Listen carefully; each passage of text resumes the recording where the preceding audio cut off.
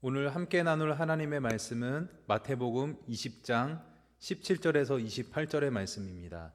마태복음 20장 17절에서 28절의 말씀입니다. 봉독하겠습니다. 예수께서 예루살렘으로 올라가려 하실 때에 12제자를 따로 데리시고 길에서 이르시되, 보라, 우리가 예루살렘으로 올라가노니 인자가 대제사장들과 서기관들에게 넘겨짐에 그들이 죽이기로 결의하고 이방인들에게 넘겨주어 그를 조롱하며 채찍질하며 십자가에 못 박게 할 것이나 제3일에 살아나리라. 그때 세베대의 아들의 어머니가 그 아들들을 데리고 예수께 와서 절하며 무엇을 구하니, 예수께서 이르시되 무엇을 원하느냐. 이르되 나의 이 두 아들을 주의 나라에서 하나는 주의 우편에 하나는 주의 좌편에 앉게 명하소서. 예수께서 대답하여 이르시되 너희는 너희가 구하는 것을 알지 못하는도다. 내가 마시려는 잔을 너희가 마실 수 있느냐. 그들이 말하되 할 수 있나이다. 이르시되 너희가 과연 내 잔을 마시려니와 내 좌우편에 앉는 것은 내가 주는 것이 아니라 내 아버지께서 누구를 위하여 예비하셨든지 그들이 얻을 것이니라.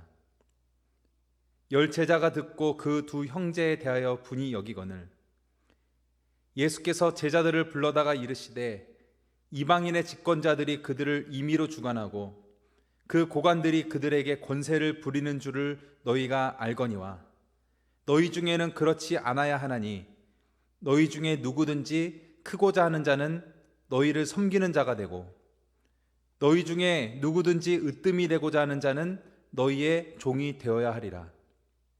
인자가 온 것은 섬김을 받으려 함이 아니라 도리어 섬기려 하고 자기 목숨을 많은 사람의 대속물로 주려 함이니라. 아멘.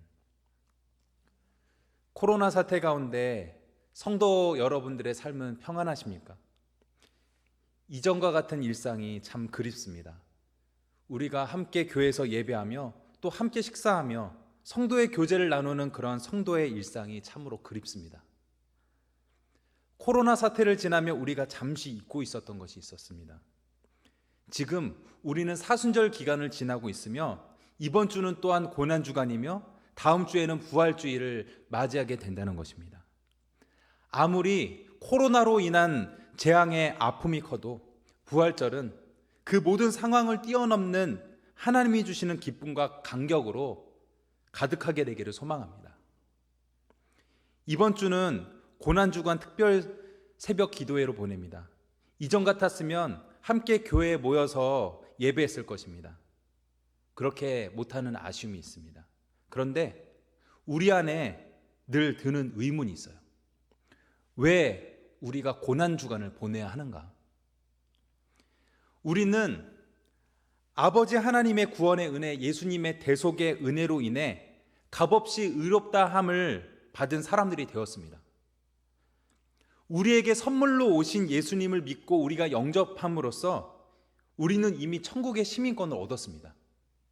그런데 우리가 왜 굳이 예수님의 고난을 묵상하며 또한 그 길에 동참해야 될까요? 믿음이라는 것은 관념과 고백 그 이상의 것입니다. 마음으로 믿을 뿐 아니라 믿는 대상을 따르는 실천까지 포함하는 것이 히브리인 유대인들이 가졌던 믿음이라는 말 속에 포함된 진정한 의미입니다. 그러한 의미에서 볼 때 우리가 예수님의 영광, 부활의 영광에 이르기 위해서는 예수님과 함께 십자가의 고난에도 동참해야 합니다. 물론 우리가 이미 얻었지만 우리의 더욱 풍성한 삶, 부활의 삶을 제대로 누리기 위해서는 예수님의 십자가 고난에 동참해야 합니다. 십자가 고난이라고 해도 우리가 너무 염려할 필요는 없습니다. 예수님이 말씀하셨죠.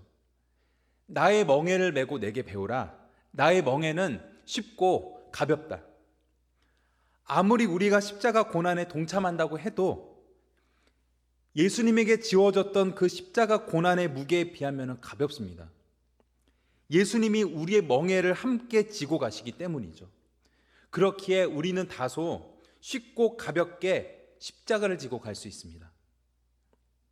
오늘의 말씀이 고난 주간을 지나는 우리에게 얹어지는 무거운 짐이 아니라 예수님이 우리와 함께 지고 가시는 가벼운 멍에와도 같기를 소망합니다.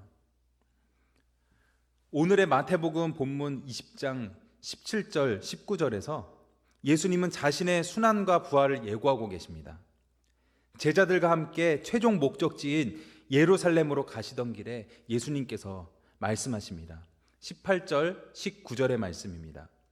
보라, 우리가 예루살렘으로 올라가노니 인자가 대제사장들과 서기관들에게 넘겨짐에 그들이 죽이기로 결의하고 이방인들에게 넘겨주어 그를 조롱하며 채찍질하며 십자가에 못 박게 할 것이나 제3일에 살아나리라. 뭐라고 말씀하시나요? 내가 십자가에 못 박혀 죽을 것이나 3일 만에 부활하리라고 말씀하십니다. 이전에 없었던 부활이라는 사상 초유의 일이 벌어질 것이라는 말씀을 하고 계세요. 마태복음은 예수님의 이러한 순환과 부활에 대한 예고가 총 3번 있었음을 보도하고 있습니다. 마태복음 16장에서는 빌립보 가이사랴에서 있었던 유명한 사건이 소개됩니다. 빌립보 가이사랴 지방에서 예수님이 제자들에게 물어보십니다. 사람들이 나를 누구라고 하느냐? 그렇다면 너희들은 나를 누구라고 하느냐?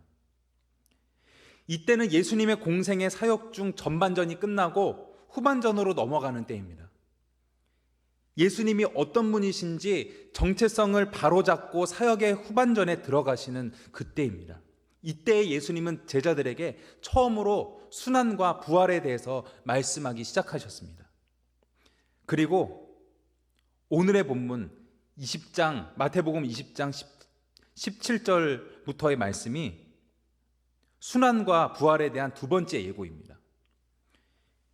예수님은 이렇게 직설적으로 말씀하신 것 외에도 자신의 순환에 대해서 부활에 대해서 비유로 말씀하기도 하셨습니다. 제자들은 예수님과 3년 동안이나 동고동락하면서 순환과 부활에 대해서 들을 만큼 충분히 들었습니다. 예수님과 가장 가까운 곳에서 예수님의 모든 행적을 지켜보며 그들은 그 행적을 몸소 체험하였습니다. 그런데 예수님의 순환과 부활 예고를 들은 제자들의 반응이 어떠한가요? 예수님의 말씀을 못 알아듣습니다. 못 알아들을 뿐 아니라 엉뚱하게도 예수님의 의도와는 다르게 자리 싸움이나 하고 있습니다. 이 제자들의 자리 싸움에 엄마까지 가담합니다. 그 장면이 오늘의 본문 20절, 21절에 나옵니다. 그때 세베대의 아들의 어머니가 그 아들들을 데리고 예수께 와서 절하며 무엇을 구하니 예수께서 이르시되 무엇을 원하느냐 이르되 나의 이 두 아들을 주의 나라에서 하나는 주의 우편에 하나는 주의 좌편에 앉게 명하소서. 세베대의 아내 야고보와 요한의 어머니인 사람이 나섰습니다. 치맛바람 휘날리면서 아들들을 예수님께 데리고 와서 절하며 예수님께 말합니다. 내 아들들을 주의 나라의 보좌 좌우편에 앉게 해주세요. 야고보와 요한의 어머니는 주의 나라가 어떤 곳인지를 몰라요. 주의 나라, 하나님 나라가 이 세상의 왕국과 똑같이 세워지는 것인 줄 아는 아주 큰 착각을 합니다. 지금 예수님께 요청하고 있는 내용이 무엇인지, 그렇게 큰 영광을 얻기 위해서 아들들이 얼마나 큰 대가를 치러야 할지를 이 어머니는 모릅니다. 예수님이 말씀하십니다. 이것은 야고보와 요한의 어머니뿐 아니라 모든 제자들, 나아가 모든 그리스도인들에게 하시는 말씀입니다. 오늘의 본문 22절의 말씀입니다. 예수께서 대답하여 이르시되 너희는 너희가 구하는 것을 알지 못하는도다. 내가 마시려는 잔을 너희가 마실 수 있느냐? 그들이 말하되 할 수 있나이다. 여기서 말하는 예수님이 마시려 하시는 잔이 어떤 것일까요? 물론 훗날 그것이 영광이 되고 승리가 될 것입니다. 그러나 지금 예수님이 마시는 그 잔은 영광의 잔, 승리의 잔이 아닙니다. 십자가 고난의 잔입니다. 죽음의 잔입니다. 자신의 살을 찢고 피를 흘리는 상상을 초월하는 처절한 죽음의 잔입니다. 가시 없는 장미 없습니다. 고난이 없는 영광이 없습니다. 십자가의 죽음 없는 부활이 없습니다. 예수님은 이것을 말씀하시는데 제자들이 하고 있는 짓, 야고보와 요한의 엄마가 하고 있는 짓이 무엇인가요? 자리 싸움입니다. 정치 싸움하고 있습니다. 정치가 무엇인가요? 플라톤이 말한 철학으로서의 정치, 이상적인 정치는 가장 고상한 것입니다. 민의를 대표하며 올바른 철학적 이상을 실현하는 것이 플라톤이 말하는 정치학이기 때문이죠. 즉 올바른 정치, 이상적인 정치는 민의를 대표하고 또 사람들을 섬기는 것이라고 할 수 있습니다. 그런데 현실 정치는 어떠한가요? 때로 우리가 정치의 형태를 보면 국민들을 위한 희생이 없습니다. 민의가 반영되지 않아요.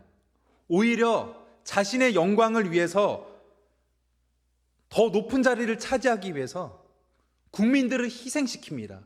국민들의 종이 되기 위해서 정치하는 것이 아니라 오히려 국민들을 종으로 만드는 그런 경우들을 우리가 보게 됩니다. 거창한 정치 이야기가 아니라 우리의 삶을 보아도 마찬가지인 것 같습니다. 드라마 스카이캐슬에 나왔던 교육의 현실이 참으로 처절합니다. 피라미드의 꼭대기에 올라가기 위해서는 페어플레이 이런 게 없습니다. 너의 옆에 있는 아이를 밟고 올라서야 높은 곳에 올라갈 수 있다라고 그렇게 가르치고 그렇게 강요합니다. 그렇게 왜곡된 가치관을 주입받는 안타까운 교육의 현실을 우리는 드라마를 통해서 볼 수 있습니다. 또한 사회생활을 하며 지금 감당해야 할 희생과 고난보다 어떻게 높은 곳에 올라가나 하는 것이 우리 삶의 목표점이 될 때가 많은 것 같습니다. 신앙생활, 예수님을 믿는 것도 마찬가지죠. 예수님은 부활의 영광에 이르기 위해서는 내가 마시려는 잔, 즉 고난의 잔, 죽음의 잔을 마셔야 한다고 말씀하십니다. 그러나 예수님을 통해서 고난 없이 쉽게 영광만 취하려는 모습이 있지는 않은지 저 자신부터 돌아보게 됩니다. 저는 주의 종으로서 올바른 길을 가기 위해 늘 힘씁니다. 높은 길이 아니라 낮은 길을 추구합니다. 그러나 주어진 일에 묵묵히 최선을 다하며 사는 것보다 어떻게 훗날 높은 자리에 오를 수 있을까, 그것을 더 고민하고 생각하며 추구할 때가 있습니다. 저희 젊은 목회자 세계에서도 소위 말하는 잘 나가는 친구들이 있어요. 이미 정평이 난, 이미 유명해진 그런 친구들이 있죠. 이런 이들에 대해서 부러움과 질투를 느낄 때가 때로 혹은 자주 있습니다. 부러우면 이미 진 거죠. 사실 부러움은 자연스러운 감정이지만 자연스러움을 넘어서 그리스도인으로서의 경로를 이탈하려 하는 그런 순간들이 올 때가 있습니다. 저는 그럴 때마다 고난의 쓴 잔을 마신 예수님, 십자가 지고 가신 예수님을 묵상합니다. 그리고 또다시 종으로서의 낮은 삶에 자족하며 그렇게 살아갑니다. 다시 본문으로 돌아와서 야고보와 요한은 예수님이 마시려는 잔을 마실 수 있다고 합니다. 이 대화를 듣고 나머지 10 제자들이 분하게 여겼다고 합니다. 아마도 그들 사이에 격렬한 논쟁과 싸움이 벌어진 것 같습니다. 이렇게 예수님의 제자 공동체 가운데도 자리 싸움이 발생했어요. 그들은 예수님이 말씀하신 내가 마시려는 잔의 그 의미, 십자가 고난의 의미를 모르기 때문에 이렇게 싸우는 것입니다. 예수님은 자리 싸움, 정치 싸움하고 있는 제자들을 불러서 말씀하십니다. 예수님은 세상 정치의 속성을 딱 꼬집어서 임의로 주관하고 사람들에게 권세를 부린다고 그렇게 말씀하고 계십니다. 정치 권력은 이데올로기처럼 작동합니다. 민중들은 맹목적인 복종을 해야 하고 집권자들은 그들을 위해 군림하며 자신들을 드높이며 권세를 부립니다. 이것이 태초부터 있었던 당연한 자연의 섭리인 양 그렇게 알게 모르게 지배 이데올로기가 작동합니다. 하지만 예수님이 말씀하시는 제자의 삶, 예수님이 말씀하시는 하나님 나라에서의 참된 왕권, 참된 다스림은 이런 세상의 지배 이데올로기와는 전혀 다릅니다. 26절, 27절의 말씀입니다. 너희 중에는 그렇지 않아야 하나니 너희 중에 누구든지 크고자 하는 자는 너희를 섬기는 자가 되고 너희 중에 누구든지 으뜸이 되고자 하는 자는 너희의 종이 되어야 하리라. 오늘의 제목인 구절이 나왔습니다. 크고자 하는 자는 섬기는 자가 되고 으뜸이 되고자 하는 자는 종이 되어야 하리라. 이 종이 되어야 하리라. 세상의 정치공학적인 시스템으로는 결코 이 말을 이해할 수 없어요. 그런 세상의 시스템으로는 결코 하나님의 나라, 예수님의 왕권에 대해서 알 수가 없습니다. 예수님이 말씀하시는 바와 같이 그것은 세상이 추구하는 방향과는 전혀 다르기 때문이죠. 예수님이 말씀하시는 하나님의 나라, 예수님의 왕권은 세상이 추구하는 그런 정치공학적 가치와는 전혀 다릅니다. 세상은 영광받기 위해서 더 높은 곳, 저 피라미드의 꼭대기에 오르라고 이야기합니다. 남을 밟고 올라서며 다른 이들을 종으로 삼아야 한다고 말합니다. 그러나 예수님은 영광받기 위해서는 고난의 자리로 내려가야 한다고 말씀하십니다. 주인이 아닌 섬기는 자, 종이 되어야 한다고 말씀하십니다. 오늘의 가장 핵심적인 말씀입니다. 오늘 이 구절은 딱 오늘을 기점으로 우리 모두가 꼭 암송했으면 좋겠습니다. 28절의 말씀입니다. 인자가 온 것은 섬김을 받으려 함이 아니라 도리어 섬기려 하고 자기 목숨을 많은 사람의 대속물로 주려 함이니라. 예수님께서는 나는 왕으로 군림할 테니까 너희들은 서로 섬기는 종이 되어줘라. 나는 왕이니까 너네가 나를 섬겨라. 이렇게 말씀하지 않으셨습니다. 28절에서 섬기다라는 헬라어 동사 디아코네오는 일반적인 의미, 그냥 섬기라는 의미로 많이 쓰입니다. 그러나 오늘의 본문을 비롯해서 예수님께서 말씀하시는 섬김에는 더 구체적인 의미가 포함되어 있습니다. 음식과 음료로 시중들다라는 의미로 헬라어 동사 디아코네오가 본문에서 사용되고 있습니다. 예수님은 종의 모습을 몸소 실천하셨습니다. 친히 종이 되어서 음식과 음료로 제자들의 시중을 드셨습니다. 제자들의 종이 되어서 제자들의 발을 씻기셨습니다. 그렇게 이 땅에서 섬기는 종이 되신 예수님은 자기 목숨을 많은 사람의 대속물로 주셨습니다.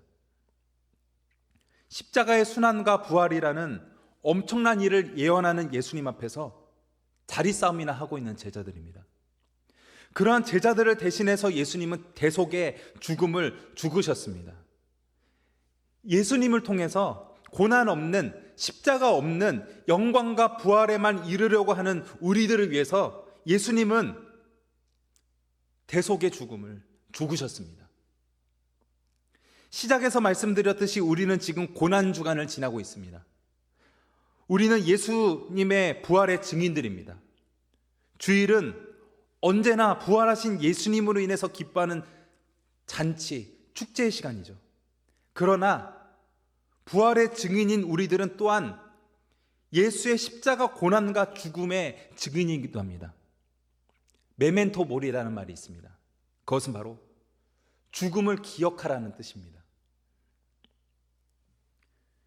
사순절의 끝인 고난주간을 지나며 섬기는 종이 되신 예수님, 우리를 위해서 대속의 죽음을 죽으신 예수님을 기억하기를 원합니다. 또한 우리도 예수님처럼 무사람들의 종이 되어서 살아가는 그런 하루하루가 되기를 소망합니다. 기도하겠습니다. 하나님, 우리가 잊고 살아갔던 것이 있습니다. 코로나 사태로 인한 전 국가적인, 전 세계적인 그런 위기와 어려움으로 인해서 우리가 항상 기억해야 될 것, 너무나도 중요한 기억해야 할 예수님의 고난, 예수님의 십자가, 또한 그것을 묵상하고 따라가는 사순절이라는 기간을 우리가 잊고 살아갔음을 고백하며 회개합니다. 우리가 예수님과 함께 세상의 짐보다 가벼운 멍에를 메고 십자가를 지고 나아갈 수 있도록 인도하여 주옵소서. 우리가 예수님과 더불어 십자가를 지고 나아감으로 부활의 감격과 기쁨을 더욱더 온전히 누릴 수 있도록 인도하여 주옵소서.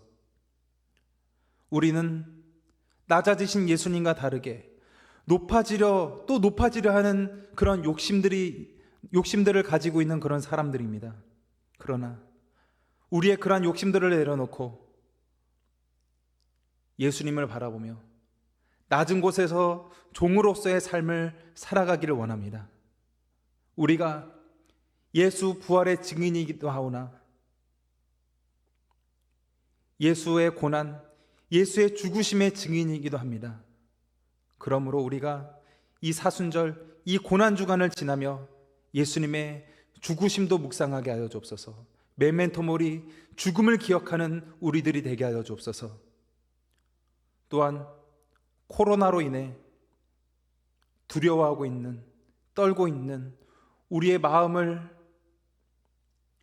가운데 평안과 평강을 주시고, 또한 경제적 어려움에 허덕이는 모든 이들과 함께 멍에를 매 주옵소서.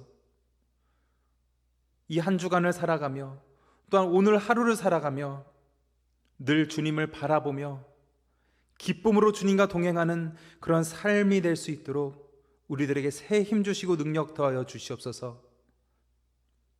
주님께서 언제나 어디서나 성령으로 우리와 함께하여 주심을 믿고 감사드리며 예수님의 이름으로 기도드리옵나이다. 아멘.